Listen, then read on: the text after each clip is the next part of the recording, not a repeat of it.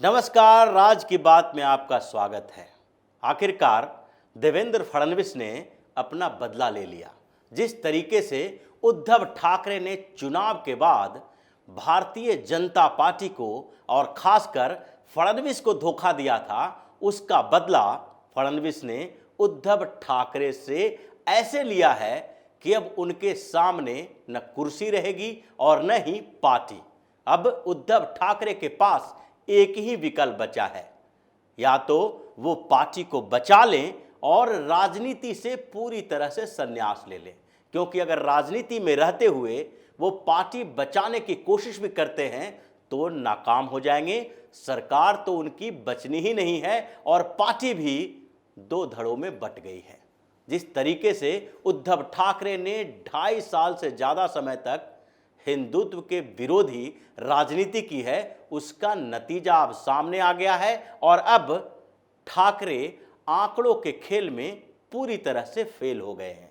अब उद्धव ठाकरे की सरकार बचने वाली नहीं है। अगर वो कुछ विधायकों को मना भी लेते हैं तो भारतीय जनता पार्टी का सरकार बनना लगभग तय है, क्योंकि फडणवीस ने पूरी बिसात बिछा ली है और जो आंकड़े उनके सामने हैं विधायकों के, उससे उन्होंने लगभग ये बना लिया है कि अब भाजपा की सरकार बनेगी। उसके लिए तोल मोल थोड़ा किया जा रहा है। एकनाथ शिंदे से बातचीत चल रही है और अगर उद्धव ठाकरे और शिंदे की बातचीत हो भी जाती है, कुछ विधायक इनके पाले में आ भी जाते हैं, तो भी सरकार नहीं बचेगी, क्योंकि अब महाराष्ट्र में भगवा की लड़ाई चल रही है। महाराष्ट्र में भगवा लहराना ही है। तो आंकड़े अगर देखें महाराष्ट्र की, तो उससे पता चलेगा कि किस तरीके से भारतीय जनता पार्टी ने इस पिछले 20 दिनों में धीरे धीरे अपना समर्थन बढ़ाया और शिवसेना को लगने लगा कि अब उनके साथ रहना, यानी उद्धव ठाकरे के साथ रहने का मतलब है कि अपना राजनीतिक कैरियर बर्बाद करना। और इसलिए उनके सबसे करीबी व्यक्ति जो हैं वो एकनाथ शिंदे ने बगावत की और उन्हें पता चल रहा था कि अभी शिवसेना के विधायकों के बीच एक विस्फोटक स्थिति पैदा हो गई है। वो शिवसेना के साथ तो है लेकिन उद्धव ठाकरे के साथ नहीं है, क्योंकि 10 जून को जो राज्यसभा का चुनाव हुआ था उससे पहले कुछ स्थितियां बदल गई थी। उद्धव ठाकरे ने एक अतिरिक्त उम्मीदवार उतारा और भारतीय जनता पार्टी ने एक एक्स्ट्रा उम्मीदवार उतार दिया। अब इसी के बाद दोनों के बीच जो कांटे की टक्कर चली, उसमें विधायकों का संपर्क बढ़ा और भाजपा ने भी शिवसेना के विधायकों से भी संपर्क करना शुरू कर दिया था। और वहीं से धीरे धीरे शिवसेना के अंदर चल रही उस गुटबाजी का पता भी लगा और एकनाथ शिंदे को भी लगने लगा कि शिवसेना को टूटना तो है ही, लेकिन अगर खुद ही वो इनिशिएट करते हैं तभी वो भारतीय जनता पार्टी की सरकार बनाने में भी कामयाब होंगे और भाजपा की सरकार में कोई बेहतरीन महत्वपूर्ण पोस्ट भी हासिल कर सकते हैं। इसलिए उन्होंने इनिशिएटिव लिया, क्योंकि अगर शिवसेना में बड़ी फूट नहीं भी होती तो भी भारतीय जनता पार्टी की सरकार बनती। इसके आंकड़े ऐसे बन रहे थे, समर्थन ऐसा मिल रहा था, जिससे आगे के समय में चाहे इसके लिए 10 दिन 5 दिन आगे का समय लगता, लेकिन भाजपा की सरकार बनती। और अब स्थितियां ये हो गई है कि भाजपा की सरकार बनाने के लिए अब फडणवीस को एक इनिशिएटिव लेना पड़ेगा। ज़्यादा से ज़्यादा इनिशिएटिव लेने की ज़रूरत नहीं है। जैसे कि अभी महाराष्ट्र विधानसभा में 288 सदस्यों में से एक विधायक कम है, जो शिवसेना के ही हैं। यानी शिवसेना के एक विधायक रमेश लटके की मौत जो पिछले मई में हुई थी, उसके बाद संख्या एक कम हो गई है, जबकि 2 विधायक अभी एनसीपी के जेल में हैं, यानी नवाब मलिक और अनिल देशमुख। अभी स्थिति देखा जाए तो राज्यसभा और एमएलसी के चुनाव में 285 विधायकों ने वोटिंग की है। यानी अगर अभी के समय में किसी भी पार्टी को बहुमत साबित करना है तो 143 विधायकों के समर्थन की जरूरत महाराष्ट्र में सरकार बचाने या बनाने के लिए पड़ सकती है। और महाविकास आघाड़ी उस आंकड़े से काफ़ी दूर हो गई है, क्योंकि जिस तरीके से एकनाथ शिंदे ने दावा किया है कि 30 से 40 विधायकों के बीच उनके पास अभी सूरत में हैं और शिवसेना पूरी तरह से अब अल्पमत में आ गई है। यानी अगर ऐसे समय में शिवसेना के प्रमुख उद्धव ठाकरे चाहे भी तो अपने विधायकों की सदस्यता खत्म नहीं करवा सकते हैं।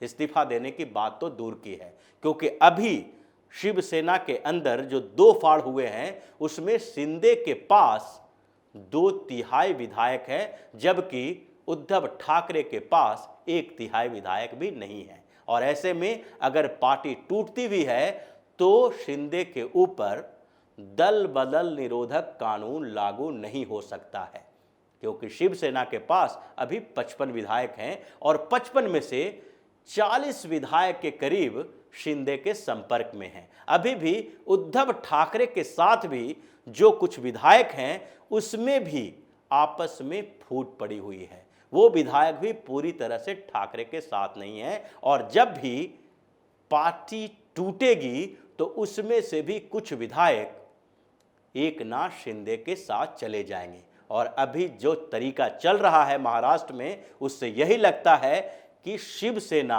अब 2 फड़े में बट गई है, 2 गुट बन गया है वहां पर। और जो बगावत करने वाले हैं एकनाथ शिंदे, उनका भी लगभग ये बन गया है विचार कि अगर उद्धव ठाकरे सरेंडर नहीं करते हैं, भारतीय जनता पार्टी के साथ गठबंधन नहीं करते हैं, तो ऐसी स्थिति में शिवसेना का टूटना तय है। दोनों तरफ से मान मनोवल चल रहा है, लेकिन यहां बात दूसरे स्तर की हो रही है, यानी आंकड़ों की।